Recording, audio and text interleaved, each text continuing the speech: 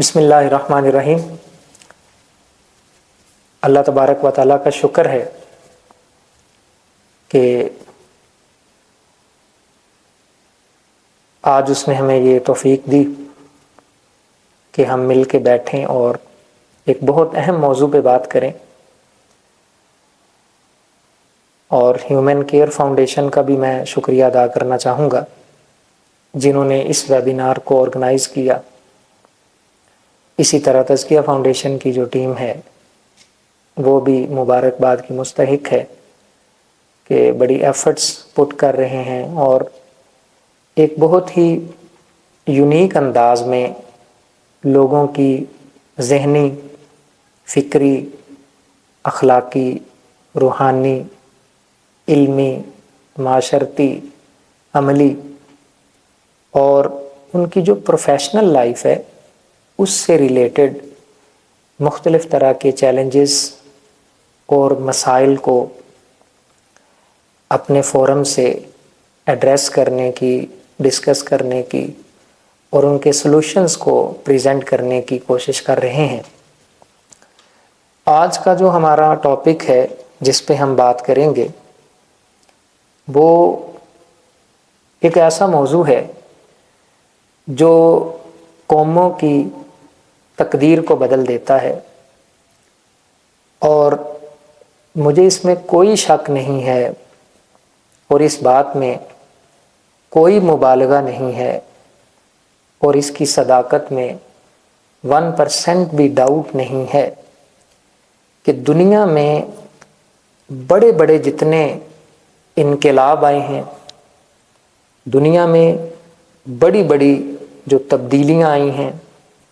جو system develop ہوئے اور انوویشنز آئیں، ڈیولپمنٹس ہوئیں اور معاشروں نے جو ترقی کی ہے، اس کے پیچھے جو گیم چینجرز ہوتے ہیں وہ نوجوان ہوا کرتے ہیں۔ اور پاکستان کی اگر بات کریں تو we people are very blessed in a way that 60% of our total population is about youth and young people، اور یہ ایک ایسا بڑا سرمایہ ہے، ایک ایسا ایسٹ ہے ہمارا کہ اگر ہم ان 60 ملین سے زیادہ آبادی جو ہماری ہے، جو یوتھ پر مشتمل ہے، جو نوجوانوں پر مشتمل ہے، اور ان کی عمر جو ہے 30 سال سے کم ہے، اگر آپ اینتھروپولوجی کو اسٹڈی کریں اور سوشیولوجی کو اسٹڈی کریں تو پھر آپ کو اس بات کی اہمیت کا اندازہ ہوگا کہ یوتھ، نوجوان، ینگ پیپل، شباب، یہ کسی ملک کی ترقی میں اور کسی ملک کی ڈیولپمنٹ میں کتنا اہم کردار ادا کرتے ہیں۔ تو ہم اس حوالے سے بہت لکی ہیں، اللہ تعالیٰ کا فضل ہے پاکستان پہ کہ ہماری 60% سے زیادہ آبادی نوجوانوں پر مشتمل ہے، اور یہ وہ سرمایہ ہے کہ جو اگر راہ راست پہ آ جائے، اگر اپنی خودی کو پہچان لے، اگر اپنے جوہر کو پہچان لے، اگر اپنی زندگی کا مقصد سمجھ لے، اگر اپنی زندگی کا کوئی بڑا ہدف طے کر لے اور میننگز آف لائف سمجھ لے، اور پھر خود کو پہچان کے خود کو ڈیولپ کرنے کی کوشش کرے، اپنی سکلز کو ریکگنائز کر لے، اپنی پوٹینشل کو ایکنالج کرے، آگے بڑھنے کا جذبہ ہو، محنت ہو، سکلز ہو، کنسسٹنسی ہو،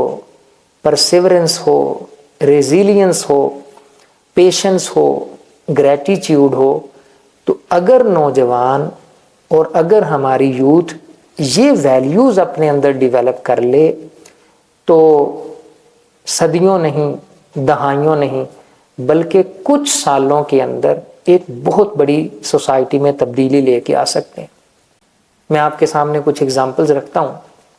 جیسے میں نے پہلے عرض کی کہ کسی بھی ملک کا، کسی بھی قوم کا جو سب سے بڑا سرمایہ ہے وہ ہیومن ریسورس ہوتا ہے، اور ہیومن ریسورس میں بھی پھر اگر اس کی لسٹ بنا لی جائے، کیٹیگرائز کیا جائے، تو سب سے اوپر جس کیٹیگری کو آپ رکھیں گے دیٹ از آور یوتھ، وہ اس کی نوجوان نسل ہوتی ہے، وہ اس کا یوتھ کا گروپ ہوتا ہے جو اس ملک کی ترقی میں ایک ریڑھ کی ہڈی کا کردار ادا کرتے ہیں۔ اور اس پہ اگزامپلز ہیں، ہسٹری بڑی پڑی ہے، صرف تاریخ اسلام ہی کو دیکھ لیجئے کہ اسلام کی تاریخ ہمیں بتاتی ہے کہ جو اسلام میں بڑے بڑے کارنامے ہوئے ہیں، جو بڑی بڑی مہمات ہوئی ہیں، جو بڑے بڑے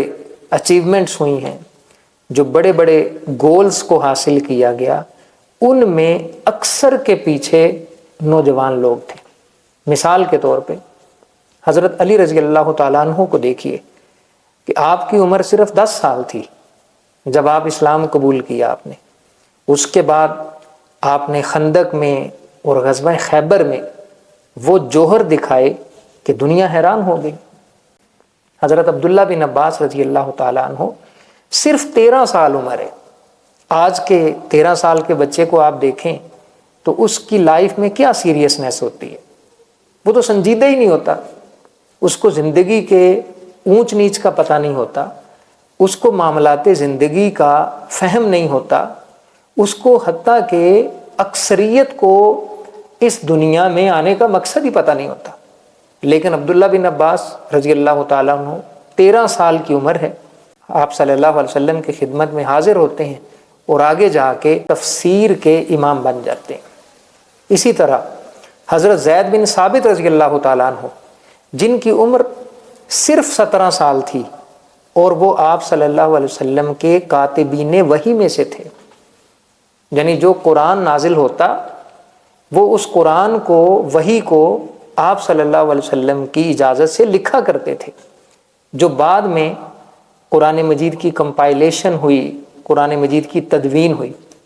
اسی طرح حضرت اسامہ بن زید کو دیکھیے کہ نبی اکرم صلی اللہ علیہ وسلم نے اپنے وصال سے کچھ عرصہ پہلے ان کو ایک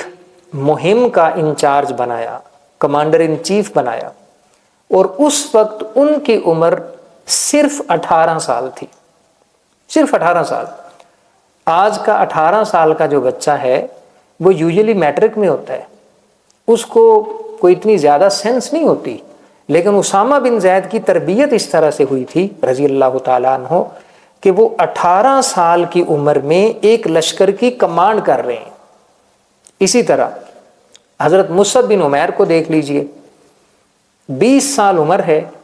لیکن علم، حلم، حکمت، دانائی، دانش اور وزڈم کا یہ حال ہے کہ آپ صلی اللہ علیہ وسلم نے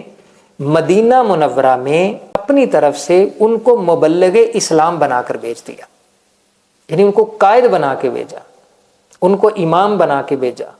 ان کو دائی بنا کے بھیجا، انہیں پریچر بنا کے بھیجا۔ تو یہ وہ کچھ اگزامپلز ہیں، یہ بہت تھوڑی میں نے اگزامپلز آپ کے سامنے رکھی کہ ان صحابہ کرام کی عمریں 17 سال، 18 سال، 20 سال ان کے درمیان ہیں، لیکن اگر آپ ان کے کارنامے دیکھیں، اگر آپ ان کی اچیومنٹس دیکھیں، اور جو رہتی دنیا تک ان کا نام جس طرح بلند ہوگا وہ اس سے بہت زیادہ ہے۔ آپ کے ذہن میں یہ بھی آ سکتا ہے کہ یہ تو صحابہ کرام تھے، یہ چنے ہوئے لوگ تھے، اور اللہ نے انہیں رضی اللہ عنہم ورضوا عنہ کا ٹائٹل دے رکھا تھا، اور یہ نبی اکرم صلی اللہ علیہ وسلم کی صحبت سے ڈائریکٹلی فیض یافتہ تھے، تو یہ بات بالکل ٹھیک ہے۔ میں اس کے بعد کی اگزامپل آپ کے سامنے رکھتا ہوں۔ مثلا آپ محمد بن قاسم کو دیکھیے کہ جنہوں نے سندھ اور دیبل کو فتح کیا، ان کی عمر بھی 17 سال تھی۔ آپ شاہ ولی اللہ دہلوی رحمہ اللہ کو دیکھیے کہ 17 سال کی عمر میں انہوں نے قرآن، حدیث اور دوسرے علوم دینیہ پر مہارت حاصل کر لی تھی۔ آپ نور الدین زنگی کو دیکھیے جن کی عمر صرف 20 سال تھی جب وہ ملک شام کے حکمران بن گئے تھے۔ اسی طریقے سے آپ طارق بن زیاد کو دیکھ لیجئے، جن کی عمر صرف 25 سال تھی اور انہوں نے اسپین یعنی اندلس کو فتح کر لیا تھا۔ اور آپ صلاح الدین ایوبی کو دیکھیے کہ جن کی عمر صرف 27 سال تھی جب وہ مصر کے گورنر اپوائنٹ ہو گئے تھے۔ یعنی یہ جو نوجوانی کا پیریڈ ہے یہ صرف صحابہ کرام کے ساتھ مخصوص نہیں ہے، بلکہ وہ لوگ جنہوں نے قرآن سے رہنمائی لی، جنہوں نے آپ صلی اللہ علیہ وسلم کی سیرت طیبہ سے رہنمائی لی، اور جنہوں نے سب سے بڑی بات یہ کہ انہوں نے اپنی زندگی کا مقصد سمجھ لیا۔ وہ اس بات کو جان گئے کہ افحسبتم انما خلقناکم عبثا وانکم الینا لا ترجعون، تم کیا سمجھتے ہو کہ ہم نے تمہیں بیکار پیدا کیا ہے، اور تم کیا سمجھتے ہو کہ تم ہماری طرف واپس نہیں لوٹائے جاؤ گے؟ تو جب ان لوگوں نے، چاہے وہ صحابہ کرام کی جماعت ہو، چاہے وہ تابعین کی ہو، چاہے وہ تبع تابعین کی ہو، وہ اسلاف کی ہو، وہ بزرگان دین کی ہو، وہ علماء ربانیین کی ہو، وہ صوفیاء کرام کی ہو، یا وہ مجاہدین اسلام کی ہو، تو جن جن لوگوں نے امت محمدیہ میں سے اس نقطے کو سمجھ لیا کہ اللہ نے مجھے پیدا کیوں کیا ہے، اللہ نے مجھے بیکار نہیں بنایا،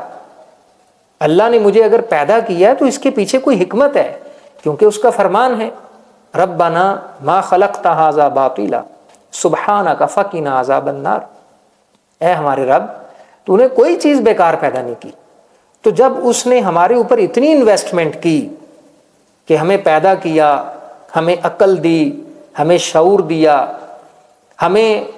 بغیر ہماری طلب کے ہمیں نبی اکرم صلی اللہ علیہ وسلم کا امتی بنایا، اور ہمیں قرآن جیسی کتاب دی، اور محمد الرسول اللہ صلی اللہ علیہ وسلم جیسا نبی دیا، اور مسلمانوں کے گھر پیدا کیا، اور ایک اسلامی ملک میں پیدا کیا، اور پھر دنیا میں کتنے حادثات ہوئے، کتنے زلزلے آئے، کتنے سیلاب آئے، کتنی بیماریاں آئیں، کتنے ایکسیڈنٹس ہوئے، کتنے اور انکنوینئنسز آئیں، لیکن ان سب سے گزار کے اس اللہ کی ذات نے ہمیں زندہ رکھا۔ اس سے ہمیں سمجھنا چاہیے کہ اللہ تبارک و تعالیٰ نے ہمارے اوپر یہ جو احسانات کیے ہیں، کبھی ہم بھی ان پہ اوپر غور کریں، اور کبھی اس بات کو جاننے کی کوشش کریں کہ ہماری زندگی کا کیا مقصد ہے۔ تو جب بندہ اس نقطے کو پا لیتا ہے تو پھر وہ چھوٹی چھوٹی عمر میں بڑے بڑے کارنامے کرنے لگ جاتے ہیں۔ آپ امام شافعی کی عمر دیکھ لیں، 13 سال کے لگ بھگ ان کی عمر تھی جب انہوں نے موطا امام مالک حفظ کر لی تھی، اور باقی علوم عقلیہ پر اور نقلیہ پر ان کی دسترس حاصل ہو گئی تھی، اور یہی حال دوسرے بزرگان دین کا ہے۔ تو آج میں آپ کو یہ بات کرنا چاہتا ہوں اور آپ سے یہ کویسچن کرنا چاہتا ہوں کہ ان ہستیوں کی جو عمر ہے میں نے آپ کے سامنے رکھی، یہی 17 سال، 18 سال، 20 سال، اور اتنی چھوٹی عمر میں کوئی علم کا پہاڑ بن رہا ہے، کوئی اخلاق کی بلندیوں پہ فائز ہو رہا ہے، کوئی مجاہدین اسلام میں سے اٹھتا ہے اور پورے کا پورا ملک فتح کر لیتا ہے، کوئی مبلغ بن کے اٹھتا ہے اور وہ پورے کے پورے شہر کو مسلمان کر دیتا ہے۔ تو آج ہمارے اندر یہ صلاحیت کیوں نہیں ہے؟ ہمارے اندر کیوں کمزوری ہے؟ ہم اتنا بڑا کنٹریبیوشن کیوں نہیں کر پا رہے؟ اللہ نے ہمیں بھی عقل دی ہے، اور اگر دوسرے ایک اینگل سے بات کی جائے تو آج ہمارے پاس زیادہ فیسلٹیز ہیں، آج ہمارے پاس زیادہ ریسورسز ہیں، آج ہمارے پاس زیادہ وسائل ہیں، آج ہمارے پاس ٹیکنالوجی کے پوائنٹ آف ویو سے زیادہ فیسیلیٹیشن موجود ہے، لیکن ہم کیوں اپنے آپ کو بیسٹ بنا نہیں پا رہے اور اپنی صلاحیتوں کو استعمال کر کے تو دنیا کے اندر کوئی بڑا کارنامہ کیوں نہیں کر پا رہے؟ تو ان چند چیزوں کا بھی ذکر کروں گا کہ جن کی وجہ سے ہم کوئی بڑا کنٹریبیوشن نہیں کر پا رہے۔ اگر آج ہم اپنے نوجوانوں کی، ان کی دینی حالت کا، اخلاقی حالت کا، علمی حالت کا، ان کی سکلز کا، ان کے ایٹیچیوڈ کا، ان کی ٹریٹس کا، ان کے ویلیوز کا، ان کے ایمان کا جائزہ لیں تو پتہ چلتا ہے کہ یہ کوئی چیز باہر سے نہیں آئی جس نے ہمیں تباہ کیا ہے، یہ ہماری اپنی ذات ہے، یہ ہمارا اپنا نفس ہے، یہ ہماری اپنی سیلف ہے. اور ہماری ترقی کے راستے میں سب سے بڑی رکاوٹ ہم خود ہیں کہ ہم اپنی کمفرٹ زون سے باہر نہیں نکلنا چاہتے. آپ دیکھیں آج اٹھا کے نوجوانوں کی مجموعی حالت کیا ہے، وقت ضائع کر رہے ہیں، کوئی ان کی لائف کا ڈسپلن نہیں ہے، کوئی ترتیب نہیں ہے سونے جاگنے کی، کوئی کھانے پینے کا سکیجول نہیں ہے، کوئی کام کرنے کا طریقہ کار نہیں ہے. پھر یہ کہ سوشل میڈیا کی لت پڑی ہوئی ہے اور گھنٹوں کے گھنٹوں فضول ایکٹیویٹیز میں، بے فائدہ کاموں میں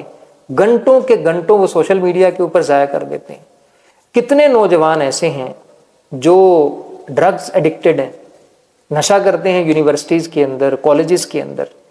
اسی طریقے سے اگر آپ ان کی سٹڈیز کی بات کریں تو سٹڈیز میں ان کی دلچسپی نہیں ہے، ایکیڈیمکس میں ان کے گریڈز اچھے نہیں آتے، چیٹنگ کرتے ہیں، اسائنمنٹس میں ڈنڈی مارتے ہیں، کوئزز میں ڈاچ کرتے ہیں.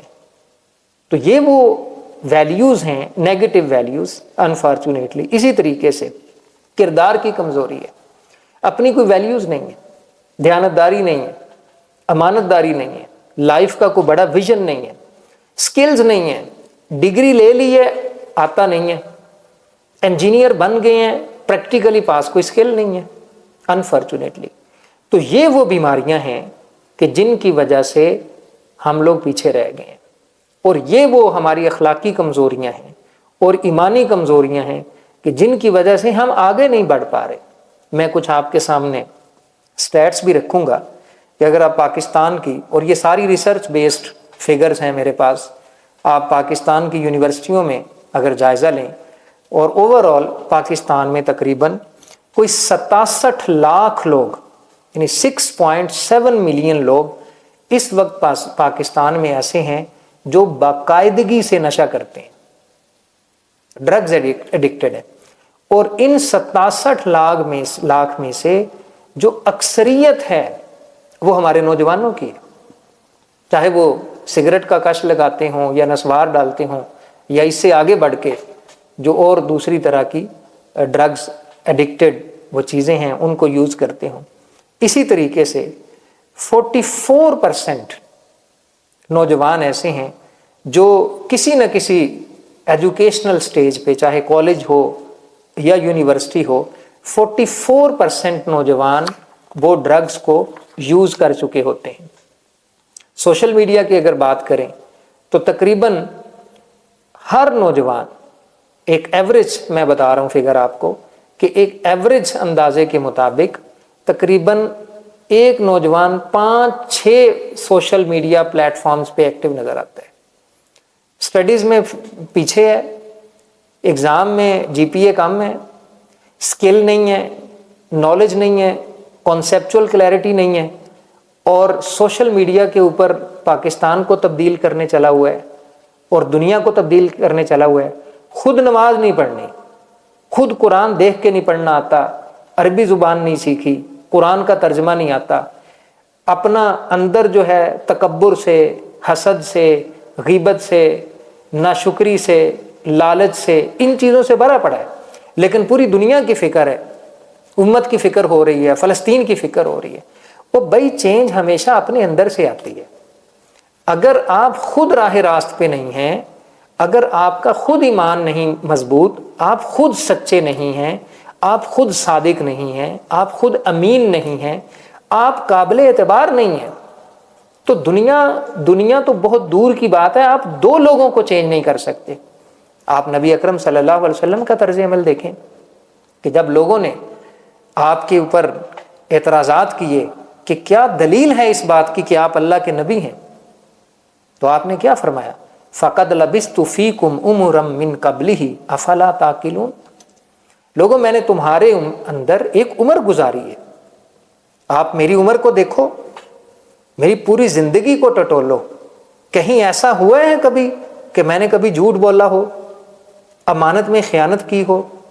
کسی کے ساتھ وعدہ خلافی کی ہو، چیزوں کو مینوپولیٹ کیا ہو، بیک بائٹنگ کی ہو؟ کوئی ایک ایسی بات نہیں ملے گی تو آپ صلی اللہ علیہ وسلم کی سب سے بڑی دلیل آپ کا کریکٹر تھا، سب سے بڑا آرگیومنٹ، سب سے بڑی انڈورسمنٹ آپ کا اخلاق تھا، آپ کے کردار کی تصویر تھی۔ آج لوگ ہمارے اوپر اعتبار کرنے کے لیے تیار نہیں ہیں، کیونکہ ہم وعدہ خلافی کرتے ہیں، کیونکہ ہم جھوٹ بولتے ہیں، اور چھوٹے سے فائدے کے لیے ہم جھوٹ بولنے سے باز نہیں آتے۔ ہم جہاں بیٹھتے ہیں دو بندے تیسرے بندے کی برائی کرتے ہیں، غیبت کرتے ہیں، مینیپولیٹ کرتے ہیں، سازشیں کرتے ہیں، لوگوں کے حسد کرتے ہیں، لوگوں کو نیچے دکھانے کی کوشش کرتے ہیں، لیگ پولنگ کرتے ہیں، بلنگ کرتے ہیں، حسد کرتے ہیں، تکبر ہمارے دلوں کے اندر بڑا ہوا ہے۔ تو جب یہ ویلیوز ہوں گی تو اس کے ساتھ دنیا تو بہت دور کی بات ہے، آپ اپنے گھر کے اندر چینج نہیں لا سکتے۔ اسی طریقے سے 43% نوجوان یعنی 43% نوجوان انہوں نے یہ ایڈمٹ کیا کہ سوشل میڈیا کے ایکسیسو یوز کی وجہ سے ان کی نیند ڈسٹرب ہے۔ میں ایک دن اپنی کلاس میں نے اسٹوڈنٹ سے پوچھا کہ آپ کتنے بجے سوتے ہیں؟ تو سب سے جو جلدی سو رہا تھا بچہ، اس نے کوئی 10 یا 11 بجے کا ٹائم بتایا، اور جو سب سے لیٹ سو رہا تھا وہ صبح 5 بجے سوتا ہے۔ تو جو اسٹوڈنٹ صبح 5 بجے سو رہا ہے وہ اٹھے گا کب؟ وہ کلاسز کیسے لے گا؟ وہ اپنی اسائنمنٹس کیسے بنائے گا؟ وہ کلاس میں اپنا فوکس کیسے مینٹین کرے گا؟ اس کی کانسنٹریشن کا کیا حال ہوگا؟ وہ فزیکلی تو ہوگا لیکن مینٹلی ادھر نہیں ہوگا۔ تو یہ وہ ویلیوز ہیں، یہ وہ لائف سٹائل ہے کہ جس کی ہم نے وائولیشن کی ہے، جو ہمیں قرآن نے دیا تھا۔ قرآن نے کیا کہا؟ وَجَعَلْنَا اللَّيْلَ لِبَاسًا وَجَعَلْنَا النَّهَارَ مَعَاشًا، آسان الفاظ میں کہ دن ہم نے کام کے لیے بنایا ہے اور رات ہم نے آرام کے لیے بنائی ہے۔ ہم تو الٹا چل رہے ہیں، ہم نے دن کو سو کے گزار دیتے ہیں اور جب رات پڑتی ہے تو ہماری آنکھیں کھل جاتی ہیں۔ تو جب ہم نے اس پورے سائیکل کو الٹ کر دیا اور اللہ کے احکامات کی پرواہ نہ کی اور نبی اکرم صلی اللہ علیہ وسلم کی سیرت کو چھوڑ دیا، تو پھر ہم دنیا میں بھی ترقی نہیں کر سکتے اور آخرت میں بھی کامیاب نہیں ہو سکتے۔ اسی طرح تقریباً ایک ریسرچ کے مطابق ایوریج ہر نوجوان 4 سے 6 گھنٹے سوشل میڈیا پہ گزارتا ہے، اور اس میں کوئی پروڈکٹیو کام نہیں ہوتا، اس میں کوئی ایسی چیز نہیں ہے جس سے اس کی سکل امپروو ہو رہی ہو، کوئی نالج میں اضافہ ہو رہا ہو، یا کوئی وہ انوویٹو آئیڈیاز کی طرف جا رہا ہو، یا کوئی اسٹارٹ اپس کا سوچ رہا ہو، کوئی انٹرپرینورشپ کی طرف جا رہا ہو، یا کوئی انفوپرینورشپ کی طرف کوئی آگے ایکسل کر رہا ہو۔ فضول یہ وقت ضائع ہو رہا ہے۔ اسی طرح 70% سے زیادہ اسٹوڈنٹ ایسے ہیں کہ وہ بتاتے ہیں کہ وہ کو کریکولر ایکٹیویٹیز کی وجہ سے، گیمنگ کی وجہ سے اور ڈفرینٹ موویز کی وجہ سے، پروگرامز کی وجہ سے وہ اپنی اسٹڈیز پہ فوکس ہی نہیں کر پاتے۔ ہم یہاں بیٹھتے ہیں، اسٹوڈنٹ ہمارے پاس آتے ہیں، ان کا سب سے جو کامن کنسرنز ہے اسٹوڈنٹس کے، وہ 4-5 ایک ہیں سب کے۔ اوور تھنکنگ کرتے ہیں، رات کو نیند نہیں آتی، کنسنٹریشن کا مسئلہ ہے، فوکس نہیں کر پاتے، دماغ ایک جگہ رکتا نہیں ہے، ذہنی انتشار ہے، بے چینی ہے،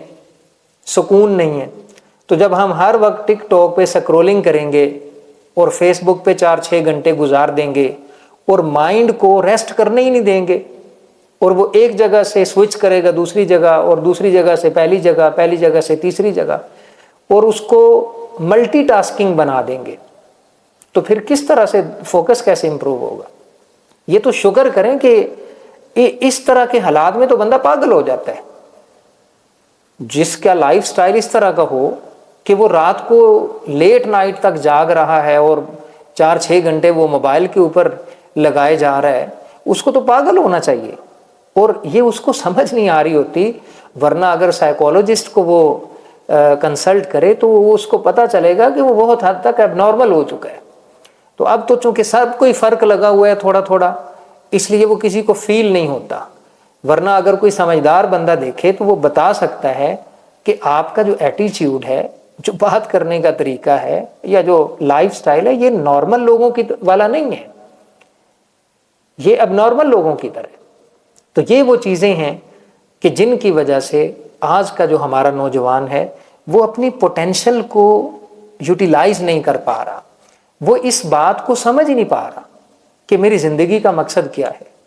اور مجھے اپنے لائف کے کچھ گول سیٹ کرنے چاہیے، پھر اس میں محنت کرنی چاہیے، اس کا کوئی اسٹریٹجک پلان بنانا چاہیے، کوئی ٹائم لائن ڈیسائیڈ کرنا چاہیے، کوئی روڈ میپ بنانا چاہیے، مجھے کوئی مینٹورشپ لینی چاہیے، مجھے ریلیونٹ لوگوں کے ساتھ کنسلٹ کرنا چاہیے، مجھے لسٹ بنانی چاہیے کہ اس سال میں میں نے اتنی اسکل سیکھنی ہے، اتنی لینگویجز سیکھنی ہے، میں نے کوئی اسٹارٹ اپ لینا ہے، میں نے کوئی اور بڑا کام کرنا ہے۔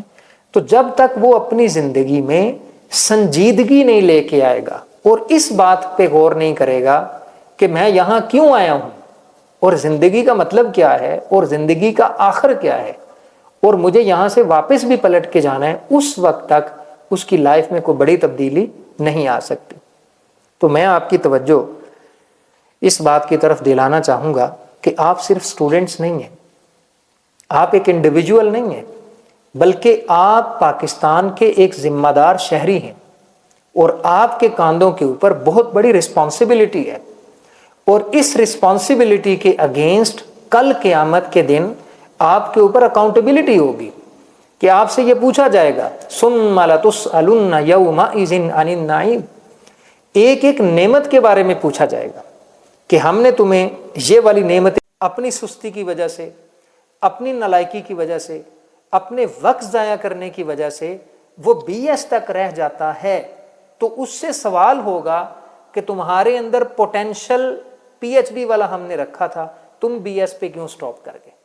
یہی حال ہمارے سب میں سے ہر ایک کا ہے کہ ہمیں اس بات کو سوچنا ہے اور اپنی ذمہ داری کو محسوس کرنا ہے کہ ہم عام انسان نہیں ہیں۔ اللہ نے ہمیں ایجوکیشن کے اپرچونٹیز دی ہیں، اللہ نے ہمیں اسکل سیکھنے کے مواقع دیے ہیں، اللہ نے ہمیں ٹیکنالوجی سے فائدہ اٹھانے کا موقع دیا ہے، تو ہمیں عام انسانوں کی دوڑ سے نکل کے لیڈرز کی دوڑ میں شامل ہونے کی کوشش کرنی ہے۔ اور پھر یہ کہ یہ نوجوان وہ ہیں کہ جن پر امت مسلمہ کی آنکھیں لگی ہوئی ہیں، جن سے امت کو فائدہ پہنچنے کی امید ہے، اور وہ ان کی طرف دیکھ رہی ہیں کہ یہ نوجوان اپنی خودی کو پہچانیں اور یہ اپنی ذمہ داری کو محسوس کریں۔ قرآن کیا کہتا ہے؟ کنتم خیر امۃ اخرجت للناس تأمرون بالمعروف وتنہون عن المنکر، تم بہترین امت ہو، کیوں؟ اس لیے کہ تم نیکی کا حکم دیتے ہو اور برائی سے روکتے ہو۔ تو ہمیں تو قرآن بہترین امت کہہ کے انکریج کر رہا ہے کہ پہچانو اپنے سٹیٹس کو،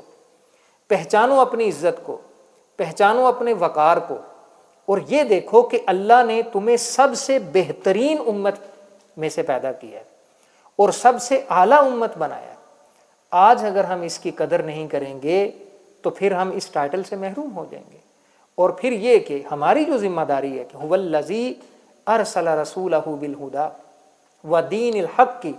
لیظہرہ علی الدین کلہ، اور بھائی ہمیں تو اس لیے بھیجا تھا کہ ہم اللہ کے اس نظام کو پوری دنیا کے نظاموں کے اوپر غالب کر دیں اور اللہ کے دین کو سربلند کریں، اور اپنی پوری قوت، پوری انرجی، پوری ایفرٹ اور پوری کوشش کے ساتھ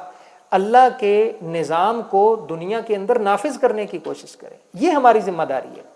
اور جو سورۃ العصر میں اسی رسپانسبلٹی کو اور آسان الفاظ میں بتایا، الا الذین آمنوا وعملوا الصالحات وتواصوا بالحق وتواصوا بالصبر،